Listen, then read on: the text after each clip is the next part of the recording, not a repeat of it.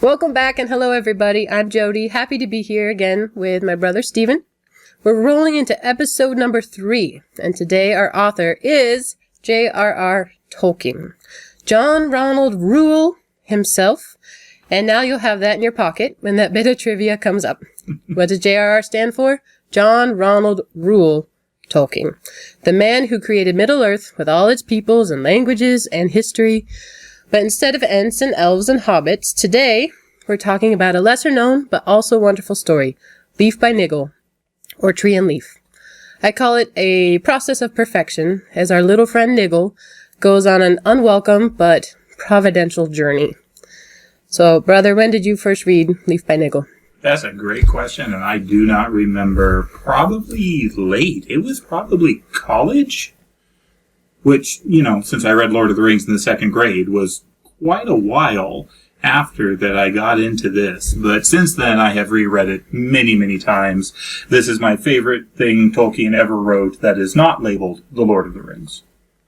I read it also in grad school. So on the T in Boston, probably because you told me to.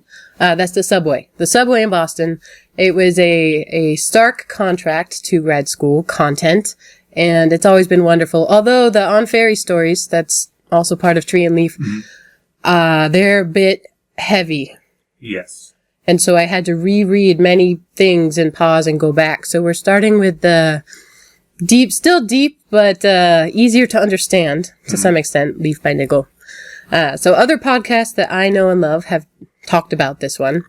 And I kind of on purpose didn't go listen because I didn't want to know what they said. So I'm excited when we're done here to actually go find out. Absolutely. Yes. I realized last episode I say absolutely a lot, so we'll see how many times it sneaks in this podcast. But I'm working on it. Somebody count. We got one. Anyway. Yeah, I'm very, very excited to read this one and to go over it and talk through it. It's short. So the book of this I have is something like 30 pages. You can get through this certainly in an afternoon, but you can read it over and over and over and always find new things. And that's just what I get out of it. And so I'm really interested to hear what other people get out of it and what you've gotten out of it. So do you want to talk about Tolkien a little bit? I would. It's hard to believe that we need to really... Kind of everybody knows him now, don't they? Tolkien now, right? I hope they do. Oxford professor of Anglo-Saxon early in the 20th century, brilliant man, still renowned for things like his translation of Gawain and the Green Knight. Incredible scholar, but his love in life was telling stories. He told stories to his children. He made up stories in his head. From the time he was a teenager, he started on his great Middle-earth epic, the Silmarillion, and all the things that tacked on to that, and was always working on that up till the day he died, and his son has continued to work on it after he died. Incredible man, lots and lots he wrote, and one of the things he wrote was this book, Leaf by Niggle. So he says he wrote it right before World War II. So we think 38, 39. He says he read it to his friends for the first time in 1940, but it wasn't published till several years later. My introduction to my book says it was published in 1947 in the Dublin Review, although I've seen some other places where they say 45, so I don't know which is right, but that's where it was. His languages in The Lord of the Rings and the Silmarillion, clearly... What's the word? Philologist? Philologist is correct. And his ability to make languages different from each other and so complete. It's amazing. Mind blowing. Absolutely. Absolutely. We got 2 there. Yeah. You're allowed to say absolutely. It's okay. Well, good, because I'm going to. Yeah, he loved languages. Truly loved them. He picked them up right and left and enjoyed them. Not as a guy who likes to travel and speak languages. It's not that he went to these countries and enjoyed talking with people. It was really the literature and the sound of the languages he loved. One of the things that I got out of reading his collected letters that I never really understood before. I had always heard that Tolkien essentially wrote the Silmarillion and the Lord of the Rings mostly as a vehicle for the languages. He liked the languages so much, but to have a language, you need a culture, you need a history in order to build the language. And that never made sense to me, because the stories are so good and the history is so good that I assumed the language was a byproduct. But when you read through his letters, no, it was the languages he loved. And he liked the story, he liked that, but again, the the languages were the reason he did what he did. Yeah, so clearly a man with a masterpiece, which ties into our story today. So before we get there, do you want to do a plot summary so people know a little bit what's coming on? So here's where I say, time for a story. I am going to do a plot summary, but I have to say I almost didn't come up with one for this one because I don't think the plot is the important part of this story. The important part of this story is the prose he writes. It's the description of our little guy Niggle and his struggles and his adventure and his journey and his interactions with people around him. And you just can't pick that up with the plot. But the plot is the bones that we build all that on. So here we go. Plot summary for Leaf by Niggle. Niggle is an unimportant little man who loves to paint, and he is obsessed with trying to finish a single great landscape painting with a central tree before he must leave for a journey. He is frustrated by many distractions, most notably obligations to his lame gardener neighbor, Parish. When the time for the journey arrives, he is completely unprepared, and his painting is unfinished. Having not prepared for the journey, Niggle is assigned to a combination of hard work and repetitive medical treatments, culminating in a prescription for complete rest in the dark. During this time, he grows in new ways, including industry, efficiency, humility, and gratitude. A kind voice eventually determines he is ready for, quote, a little gentle treatment, end quote, and he is released from the workhouse hospital. Niggle takes a train to a wild country where he finds his landscape painting realized in actuality. But it is still not quite finished. His former neighbor, now friend, Parish, comes to help him complete the work. Once this work is complete, first Niggle and then Parish move on in joy to explore the high country beyond the mountains. The story ends as two sets of speakers evaluate the life and work of Niggle. The townsmen Tompkins, Atkins, and Perkins have little good to say. Atkins is the kindest and has preserved a painted leaf from Niggle's drawing. This is briefly in a museum, but it is permanently lost when the museum burns and Niggle is forgotten. The other set of speakers are the voices from the workhouse.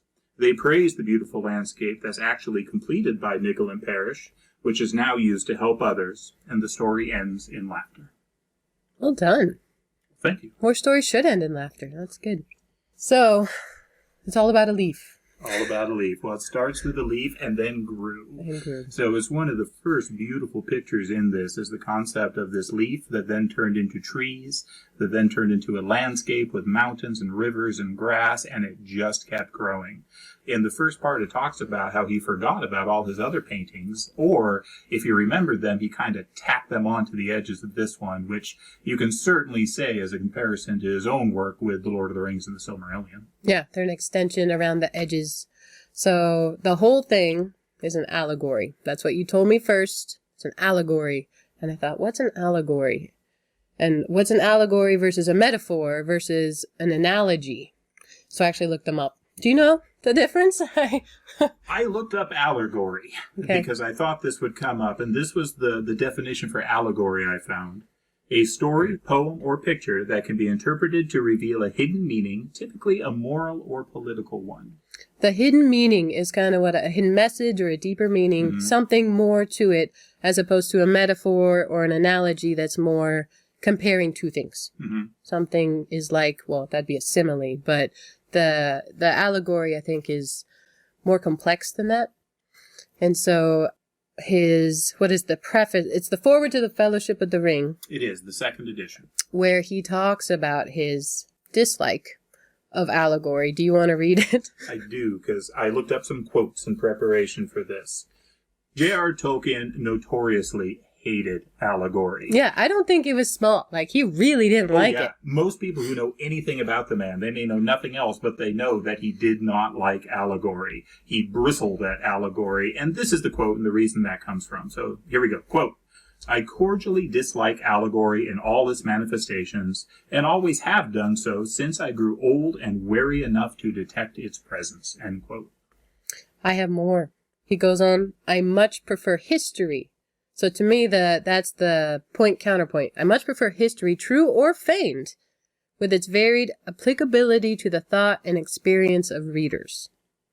So I think it's interesting that feigned even fake history is better than a complicated mashup story allegory to him.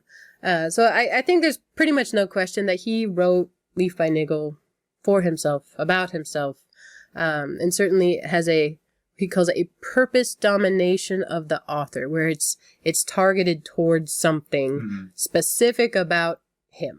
And ultimately, I think that was his dislike of allegory, where it really came up, was that it locks the reader into a way of thinking. It's especially a game where there's only one way you're supposed to be able to interpret a passage, and that's dictated by what the author meant to put in the passage. So I think he found it controlling. Whereas with most other forms of symbolism, metaphor, history, there's more than one way of reading it. There's some freedom on the author's part. There's some sub-creation on the author's part to be able to make it something different. And so I think he hated those restraints. And even with Leaf by Niggle, he was a little crusty at that point. There's a letter he wrote to his aunt in the 60s where he defends himself on this, and he says, "It is not really or properly an allegory so much as mythical, for Niggle is meant to be a real mixed quality person and not an allegory of any single vice or virtue." I think it's a little bit of special pleading. I think this is an allegory, but I also can see what he means by that, I think. He's a little bit broader than just, this is my story, and take that from it. It's possible to apply other meanings. It's possible to come up with other shades of interpretation. Yeah. Not just what his brain dominated or what he wants to force the reader to get out of it. Because he doesn't want to force the reader. He wants to encourage the reader to enter into the world. Yeah. So let's meet Niggle. Niggle was a painter. This is from the story. Niggle was a painter, not a very successful one, partly because he had many other things to do. He was kept very busy. And we've all felt that, haven't we? The little things that kind of pop up. I love how it talks about how he had a soft heart. He could not get rid of his kind heart. Yeah. And it's his name, right? Niggle. It's not a word we use in the U.S. very often at all. But when I think of a niggling, it's usually with something negative, a niggling doubt or something that's, tapping on your conscience. So I looked it up in the Oxford Dictionary versus Webster because they're a little bit different. So in Oxford, it's to cause slight but persistent annoyance, discomfort, or anxiety. So to irritate and annoy. Webster, to spend too much effort on minor details. And both of those are true of Niggle. And absolutely. I lost count. I don't even know where you're at. But yeah, those little things that keep him from doing the things that he wants to do. What kinds of things pop up? All sorts of little things. I mean, he describes the laws in the country being quite strict. I mean, he doesn't have money in any other sense, so he still has to support himself. He has to take care of his house, his garden, and then he has a neighbor. So the neighbor is Parish, who will play a big role in this. He does not like Parish when this all starts out. And in a very kind of British way, though, he's very kind to him, but like the internal monologue is clear. He wishes Parish would just let him paint. But Parish is married, Parish is lame, and Parish is coming over asking for help and for favors. And all the time, this is getting in the way with him painting. And the other, again, beautiful part about this is that we always know from the very first chapter that Niggle has to go on a journey. Good point. So as he's doing these other things, he's not able to do what he really wants to do, and he gets increasingly worried that he's not going to be able to finish his work before the journey comes. Yeah, and an inescapable journey. It doesn't say what, but he must go. He doesn't know exactly when. So I did look into Niggle's name, but I thought about Parish's name. And so it's Parish, P-A-R-I-S-H, not Parish like death, because that's relevant to the story as well, but it's not spelled that way. It's spelled like a Catholic parish. He's a parishioner. And so I kind of looked into that as they are a neighborhood to themselves. There's nobody else around, it points out in there. So these things that Parish comes to ask, there's nobody else to pawn them off on. And Niggle does have a kind heart, although he always says that he wishes he could get rid of it. So Parish is, I looked up the Greek even, Steve. I went there. Excellent. It meant, I can't say it, but it's basically dwelling near. So in a Catholic parish, that's how they do, right? I think they have lines for the area that the church supports. Yeah, a parish is basically a community that is under the authority of a priest. Yeah. So this is true in the Catholic community. It's also true in the Anglican community. And so what you are is essentially a community. It's a community that's meant to support and work together and help each other. And you're right. It's a unity, right? It's a body that is a parish. That also means you don't like everyone in it. I mean, there are wonderful people in parishes and there are terrible people in parishes. Parish isn't terrible, but he is a time sucker. Definitely at this stage, yes. And the desire tucked into there that about Niggle's painting is that something he'd really love and appreciate would be the kind word, right? Somebody to notice this epic thing to him and very personal thing he's working on and being like, that's amazing. Good job, man. And Parish doesn't do that. No. He doesn't take that moment. What's Parish's specialty? What does he see? The garden. He sees the garden, and Niggle's garden is not up to snuff. They might call the inspector. Well, and so the first time we really meet Parish, this is the first interaction we see with Niggle and another human. What is that interaction? What is Parish asking for? Favors. Favors. So Parish is saying that his roof is leaking, his wife is sick, and so he asks for a couple things. One is he asked for Parish to go find the doctor, to get on his bike and ride into town to find the doctor.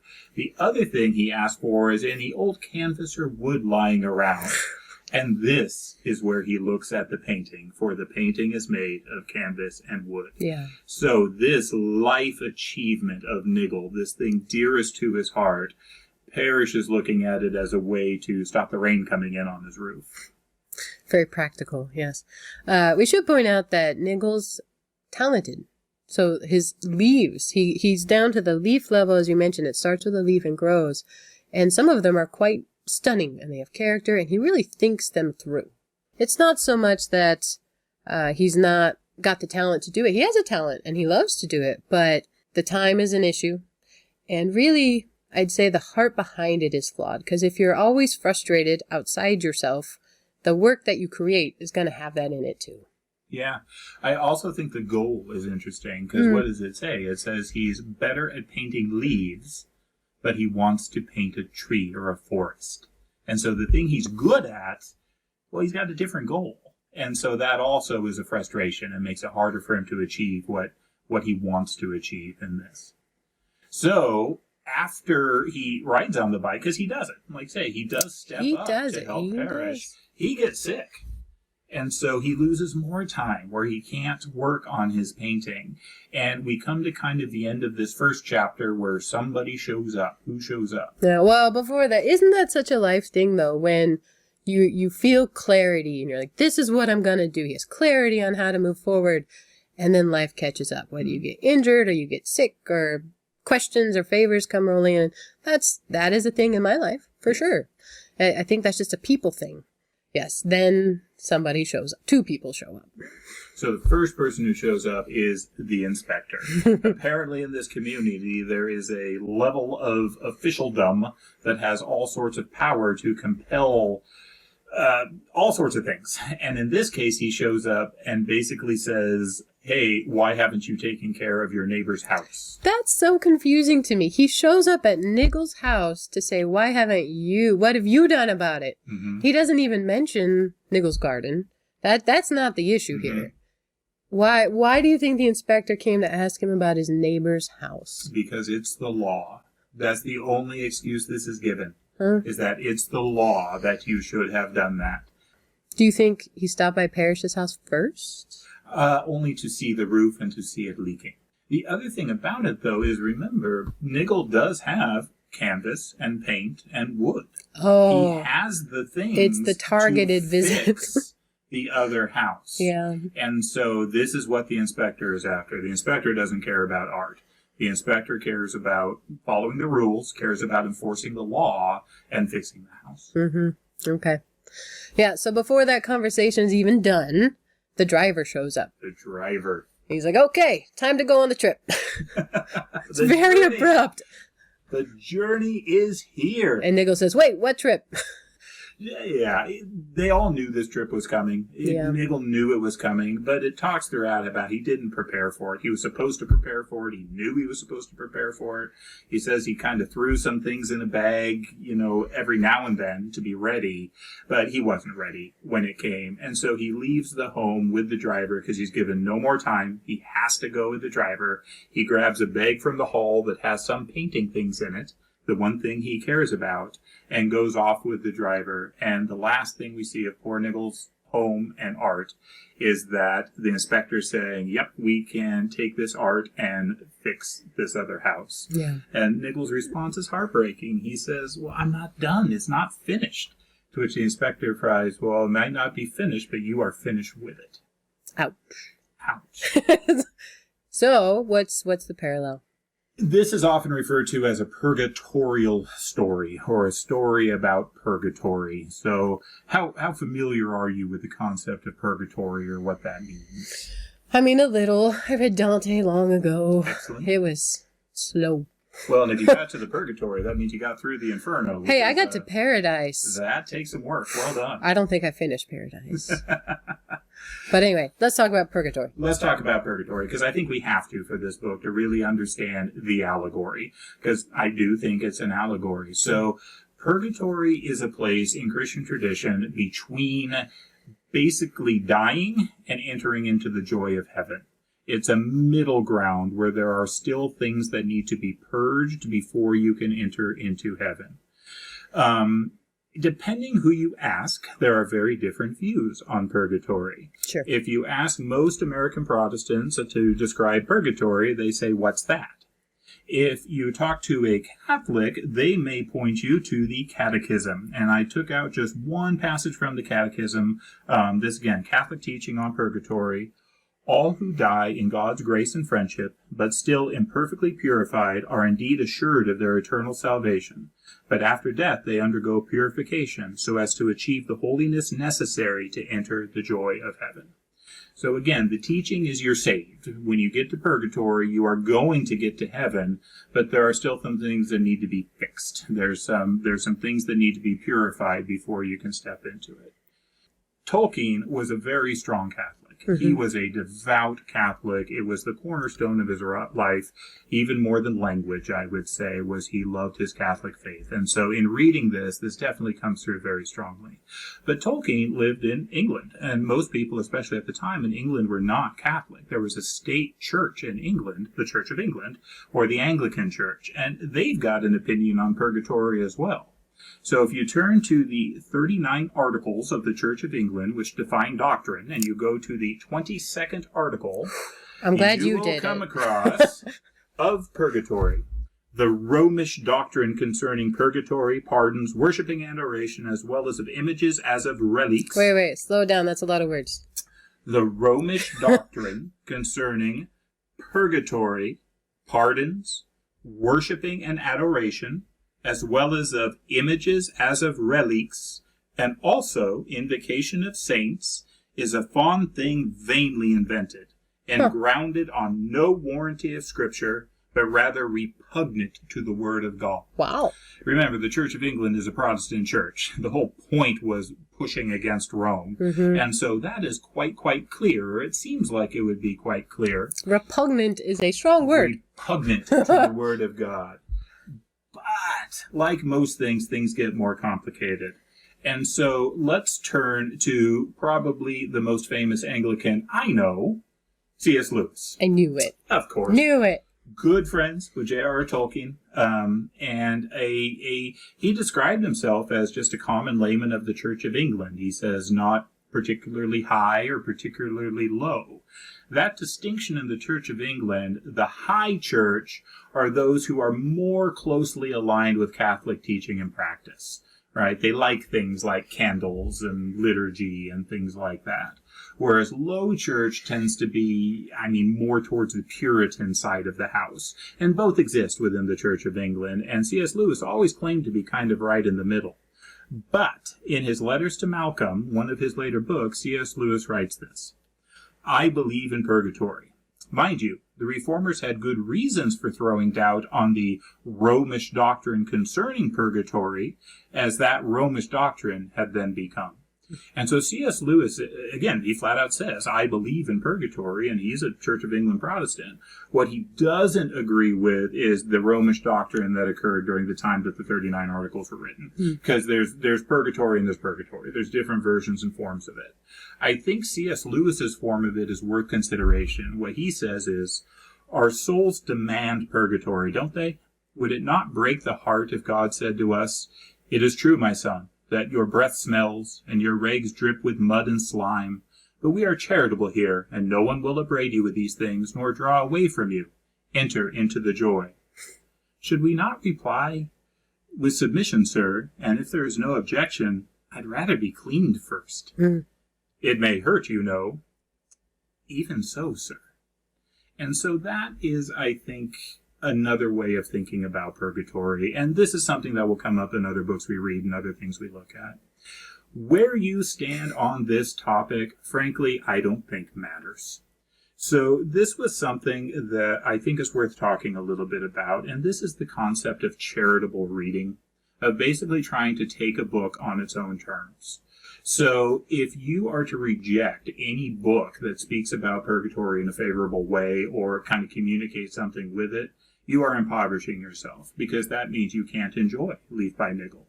You can't enjoy The Great Divorce. You can't enjoy The Seven-Story Mountain by Thomas Merton.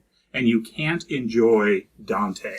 And it would be an impoverished existence to not be able to get value out of Dante. So the way I recommend approaching most books, particularly fantasy, and fantasy lends itself to this so well, is that there is a world that has been built. There is a conceit on which the story has been written. We enter into the Star Wars story and we just accept that there's this thing called the Force. There's not really, but it makes the story move and we can appreciate the story because of that. I think you run into trouble where you try and fight off these groundworks. The best example I've come across this that I think highlights this actually comes from a sitcom, 30 Rock. There's a scene in 30 Rock where two of the characters are arguing about the movie Hot Tub Time Machine. And one of the characters says, you have a problem with the science of Hot Tub Time Machine. And the guy responds, not the time travel, it's that the hot tub gets immediately hot when you plug it in. I've been in one, and that just doesn't happen. I think this is a great example. Good parallel. You're missing the point, right? Just accept it and enjoy the story and enjoy the tale. So those are my thoughts. Any comments or questions or thoughts on that? I was laughing to myself as you're talking because you spanned from Hot Tub Time Machine and Star Wars to the 39 Articles. And the Catechism. That is some breadth. Good job. Mine is much shorter. I'm a much briefer person. Mine is 7 words. Excellent. Purgatory. I said, he's being cleaned up and it's painful. Yeah. And whether that happens then or now or wherever you believe, it's part of the story and the construct, and it's good. I also really think his purgatory started on his time on Earth, before the driver came. He wasn't happy. True. He wasn't clean, right? Where he wasn't done yet. He wasn't ready for the trip. Mm-hmm. And so he goes to the hospital, the workhouse hospital. Yeah, and do you know what a workhouse is? When they talk about a workhouse, do you know what that means? A little bit. It's where, this is what I know, slim. But people who couldn't afford to survive, basically, were put in a workhouse and they separated men, women, children. It was tended to be very rough living, but they kept them alive. Yes, it was brutal. This is the basis of a lot of Dickens. This is the basis of a lot of... It's on Call the Midwife, and it broke my heart. Call the Midwife, and it should break your heart, because horrible conditions. But we see Niggle enter into this, and he certainly wouldn't say he's happy as he's there, but what does he start doing? He starts doing things. He gets assigned jobs, tasks, menial things. He's not painting, he's fixing things, he's cleaning, he's digging ditches. He's doing this stuff, but he grows through it. Yeah, at first he's annoyed, and he's thinking back to Mrs. Parish and all the things he had to do, but that goes away. It doesn't go away right away. I do think there's a time and a process required to get there. But yeah, over time, those taper off. And I wrote down a quote. He said, he had no time of his own, and yet he was becoming master of his own time. He was achieving that balance for his own time and abilities and capabilities. So often I think our pain and difficulty, because it's not comfortable there, it's terrible for him there, but they're exactly what he needed. I mean, he becomes clear-headed, he becomes stronger, more capable, more balanced, and he gets rid of that niggling conscience. Yeah. You know, the tasks are clear. And I love the description he gets where he's talking about how he's doing all this stuff, but no one's thanking him. They all seem to be waiting for him to get better. He didn't know what that means. He described it as being some medical definition that he didn't understand. And I love that, because how often is that the case where, what are you waiting for? What do you want? And he didn't know. He didn't know what they wanted, but it was working. And then eventually, after this time of hard work, it ends with complete rest. Why the sudden hard change, though? Because he goes from being balanced and productive to like really manual labor. After he says he's becoming master of his own time, they put him to just digging with a spade and his hands are raw. And why the hard change before he gets the full rest? I don't know this for sure, but I think it's because he needed time to think.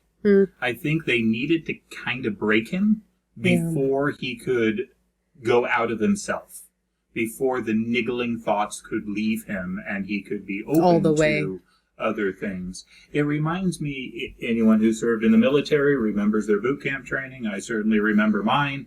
You know, the beginning is breaking you down so that they can build you up again. And that's a common thing and isn't always bad, even though it's certainly not fun. So that was the way I read it. Okay.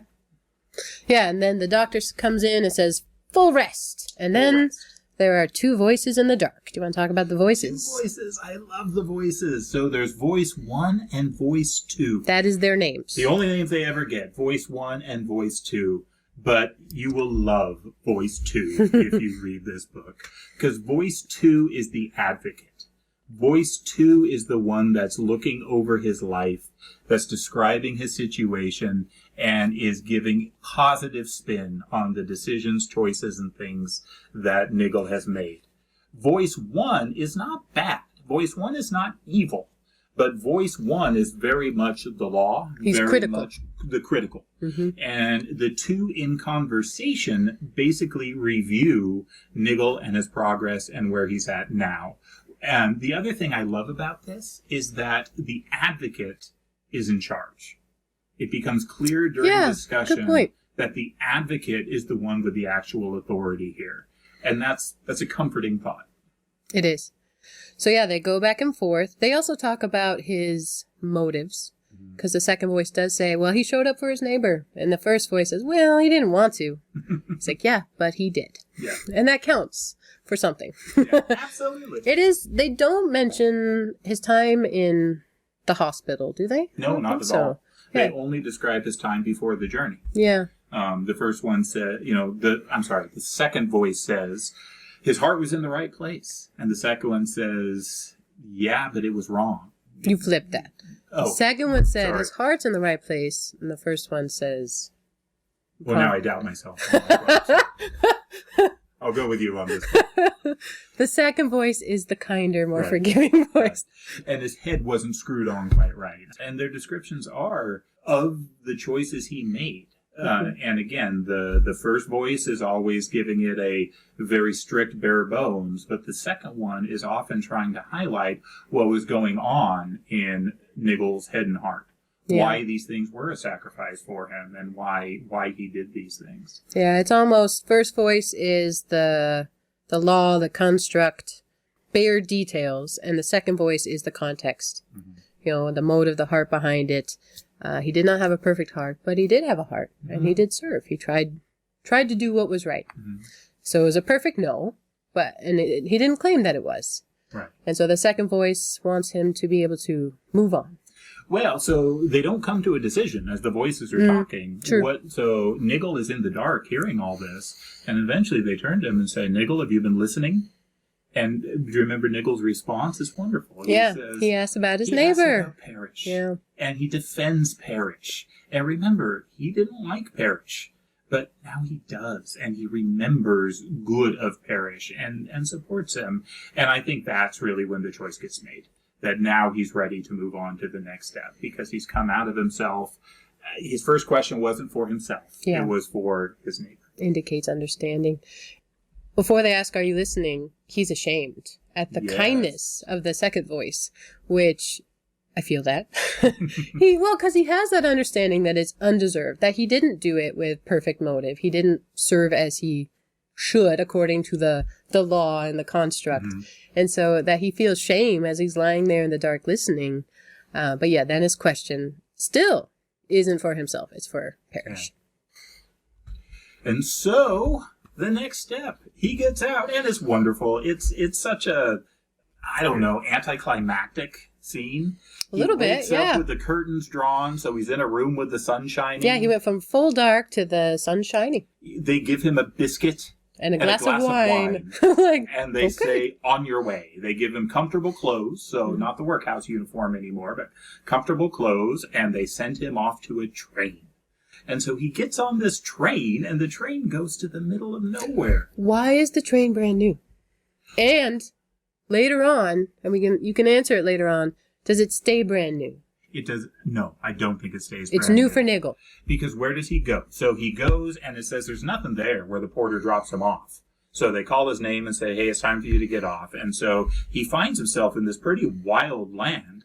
He goes through a wicket gate, and he sees a bicycle. With his name on it. With his name on it. And it's his bicycle. He recognizes it. And he gets on it, and he rides through these fields of close-crop grass. And I love this scene. I would love to see this in a movie. You can imagine him just like lifting his feet off the pedals and soaring and smiling, looking ridiculous, and loving every moment of it. Yeah, I like his realization that it's familiar as he goes, where suddenly he knows the curve of the land. He recognizes it as he's going. But he can't remember where he recognizes it from until the tree. The tree. The tree perfected is what I wrote down. The tree perfected. Yes, with every leaf. Talks about every leaf he drew, every leaf he wanted to draw, every leaf he thought about. The tree is there, the forest is there, the hills are there, and in the distance, the mountains. Yeah, I want to read this paragraph. So before him stood the tree, his tree finished. If you could say that of a tree that was alive, its leaves opening, its branches growing and bending in the wind that Niggle had so often felt or guessed, and had so often failed to catch. He gazed at the tree, and slowly he lifted his arms and opened them wide. It's a gift, he said. He was referring to his art and also to the result, but he was using the word quite literally. He went on looking at the tree. All the leaves he had ever labored at were there, as he had imagined them, rather than as he had made them. And there were others that had only budded in his mind, and many that might have budded if only he had had time. The perfect tree. His perfect tree. Is beautiful. And I love as he's starting to analyze it. He's starting to look at the tree and the other things. Because he notices leaves. He's a leaf guy. Yes, a leaf guy. And you remember that when before the journey, he talked about the inspector said, well, you might not be done, but you're done with it. Yeah. And in here, he reverses that because he sees some things that could continue to grow. Nothing was wrong about the tree, but there were still things that could be developed and could be better. So in this case, it was done, but he was not done with it. And so it's the exact opposite of what he experienced before going on the journey. And he starts to notice some things. One of the things I love is he talks about the leaves being like a calendar, where the different style of the leaves, though they had no dates written on them, he could tell when he did them. Mm-hmm. And he said that the best ones, the ones that were the most perfect, most in the Niggle style, clearly bore the influence of Parish. Yeah, there was no other way of putting it. There was no other way of putting it. And he starts looking around, right? Well, how can I make this better? Or how can I continue this or grow? And it says that he realized he couldn't do it. Mm-hmm. That he needed something. What did he need? Parish. He needed Parish. Yeah, the complement. He couldn't do this alone. He needed Parish. And boy, doesn't that go back to the beginning. It is not good for man to be alone. And whether that's a wife or a friend or a parish community around you, we are meant to be together. And great things happen when we build and do this work together. So he's there. I read a book a long time ago, but there's a line that I pulled out from, it's by Tim Keller, and it's called The Parish Principle. And the word distracting is in quote, distracting acts of service are part of your masterpiece and not its enemy. And I thought that was a well said demonstration of that, where it had to be in collaboration with Mr. Parish for his part to be finished. And so there he is in a hollow. There he is. Parish shows up. He's carrying a shovel and is confused, but he's there. And so then Niggle and Parish start to do their work together. And that scene, as they work, we find again an inversion. We find a flipping. Because all of a sudden it's Niggle who's good at building and getting things done. I mean, Parish guides him and educates him, but he's the one who's planting and building and using his hands and doing this stuff. And what's Parish doing? Parish is looking at the flowers. Parish is looking at the clouds. Parish is stopping and thinking and enjoying beauty, something that he didn't do before the journey. Yeah, I think Niggle's been given the time to rest and to think and to reflect in a much rougher setting, and Parish still needs that time, and he's granted that time. What do you think of the tonic that they gave him way back at the hospital? They gave him a tonic to be a few drops with spring water. Yeah. When they get frustrated with each other. I love it. I don't really know what I think about it, other than it's a sense that I guess they're not in heaven yet. I thought that it's a progress. So we know you're going to need this for a little while, but then they don't anymore. It says Parish loses his limp and they no longer quibble. Well, you presume, because they no longer need the tonic. It's really the rest. They do quibble at first. And so that progression, I think this is, again, is a purgatorial story, this purification, this cleansing, this growth that the two have together. It's funny to me, they don't talk. It says they don't talk. They walk around together and they have an understanding of what needs to be done and where there's still work to do. And as you say, Niggle's more the doer now. He's master of his time. He's got that balance in a way Parish doesn't yet. But at some point, Parish talks to him about how wonderful it is and how he thanks Niggle for putting in a kind word with the second voice. So Parish knows the second voice already. And Niggle, discounts it. And he's like, well, I really didn't say near enough. It wasn't anything. And Parish said, no. It got me out of there way sooner. And so there's so many ways that you can take this and look into it. Again, if you're going hardcore Catholic, this is one of the arguments for prayers for the dead, but we'll leave that aside for the moment. But what I love, though, after that, though, is Parish says, again, I owe you all this. And Niggle's response is, no, you owe it to the second voice. We both do. I wrote that down. It's beautiful and true. So yeah, the second voice is why they're both there. And they're together, even though they're at different phases of their progression. So they're both working, and continuously the mountains are in the distance. Yes. He saw the mountains on that first day when he was biking through and found his tree, but they're always out there. And to me, it's echoes of Narnia. I mean, you just feel it in there, and the last battle. Farther in and farther up. The country only gets bigger as you go on. At some point, they finish. They build a little cottage, and they finish the work. So they go for a walk, a long adventure walk. And they meet somebody else. They meet a shepherd. And the shepherd comes and talks to them and says, do you want to keep going, basically? And this is interesting because this is where we see that different stages of growth between Niggle and Parish. Because Niggle is ready to go. He's completed what he's completed, and he's looking to go into the mountains. He's looking to go and take that next step. But Parish isn't, because remember, Parish is married, and Parish was also slower to come to this. And so Parish is still waiting for his wife to show up. And where Niggle needed Parish for the gardening, to improve and grow these kinds of things, Parish needs his wife to add comforts, to improve things that Niggle can't do and doesn't know. Mm-hmm. And so again, it's the growth of people together. There's no animosity here, though. None. Where Parish understands that Niggle needs to go. But the other part about this, too, is we get some clarification of what happened before the journey. So they ask the shepherd, what's this place called? What's it named? And it's Niggle's country. Yeah, and he's surprised. Or Niggle's picture. Niggle's picture. Except for the small part that is Parish's garden. Yeah. And that's just great. And Niggle's been working in the garden. Yes. So just like Parish had his leaves, his contribution to the tree, Niggle has given his contribution to the garden before he's moving on. So. And I love that Parish here is delighted, shocked. Oh, he's impressed. Yeah. Niggle? You thought up all this? Yeah. I didn't know you were so clever. And the shepherd talks with him and says, well, how does it go? Parish says, basically, you never told me about this. And the shepherd says, well, he did try.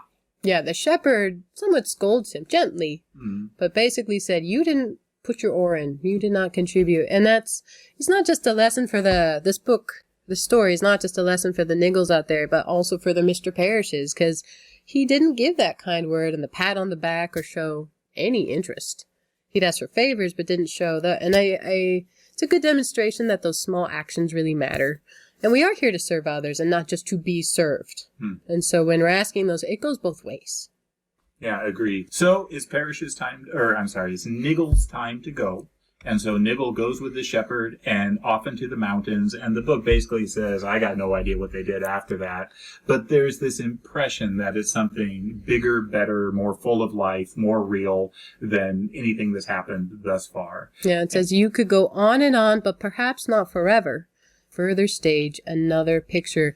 Which actually, I didn't think to mention it. His extra pictures are the areas that he's exploring. Yeah. Right? He's tacked those pictures on in his time on Earth, and that's really where his work was still to be done. The tree was perfected, but there's still edges to fill in. And so he had begun that work, and here he had the chance to really wrap it up. So yes, he goes on into the mountains, and we don't know where he goes from there, although we meet him again before the end. Absolutely. Yeah, absolutely. Absolutely. And so here we get another shift. So we move on from Niggle and Parish, and it goes to two sets of voices speaking. So the first one is actually the town where Niggle and Parish come from, so the townsfolk. And so two of them are talking. One is a councilman on the town, and another one is the schoolmaster. And they're talking about that Niggle guy. That he's not around anymore. What's going on with this? And what did you take out of this conversation? I think it really demonstrates the dwindling of works here. Okay, so they do describe that they used his picture to fix up the house and that kind of thing, but Atkins, the schoolmaster, he keeps one lovely leaf. One leaf. And he frames it, because Niggle had a talent with the leaves. And so he keeps one leaf, and I think you mentioned earlier, eventually goes to a museum, and that museum burns down. So progressively, the work of Niggle on Earth goes away. It's forgotten. Completely gone. And so that's really what that trio, I guess, of voices is talking about. I think so, too. The next set of voices, though, are our old friends, Voice 1 and Voice 2. And I just want to read this because this is fantastic. So here's the ending. It is proving very useful indeed, said the second voice, as a holiday and a refreshment. It is splendid for convalescents, and not only that, for many it is the best introduction to the mountains. It works wonders in some cases. I'm sending more and more there. They seldom have to come back. No, that is so, said the first voice. I think we shall have to give the new region a name. What do you propose? The porter settled that some time ago, said the second voice. Train for Niggle's Parish in the bay. He has shouted that for a long while now. Niggle's Parish. I sent a message to both of them to tell them. What did they say? They both laughed. Laughed. The mountains rang with it. It's a perfect ending. The mountains rang with it. Yeah, not every author can do a perfect ending. I think it's rare, and that is a perfect ending My big takeaway, so as the trio of voices, the councilmen, they're talking about his works dwindling to nothing and being forgotten. The mountains are the flip side, right? It keeps growing. The people, the things, they swell and continue to grow, really to a point beyond anything we can understand on this side of heaven. Mm-hmm. So a further stage and another picture. And I love the idea of that continuous growth and their laugh, it's such an understanding. They have such an understanding now of where they should be and in the right order of things and the right heart behind it. And I love the joke in the name. It's Niggle's Parish. And they laugh because it's a gift, and they've blended and they found their right place in the bigger picture. Mm-hmm. And it's beautiful. And they've grown. Yes. The fact that little Niggle and lame Parish can make the mountains ring with their laughter like giants is just beautiful. Agreed. So, J.R.R. Tolkien was notorious for being a little niggler himself. He worked on stuff over and over and over and rewrote and fretted about details and procrastinated and all this stuff to try to get it done. Amazingly, Leaf by Niggle he knocked out in a day. Mm-hmm. He woke up with the idea pretty much fully formed, wrote it out, and it never really changed after that. He never really rewrote it like he did everything else, which is so out of character for the man. And I'm so grateful that he did, for I love this story. I love his take on this particular story as well in one of his letters. He says, this is 20 years after it was published. I find it still quite moving when I reread it. And I do too. So with that, let's turn the page, and I hope you'll join us for the next chapter. Hey, thank you so much for listening. If you're willing, please take a moment to give us a 5-star rating wherever you listen to this podcast. And we would love it if you'd like and follow us on our Facebook page. But best of all, if you enjoy an episode, please share it with a friend. Writing reviews and sharing with others are a pivotal part of the algorithm wizardry that lets other people know about our podcast. Thank you.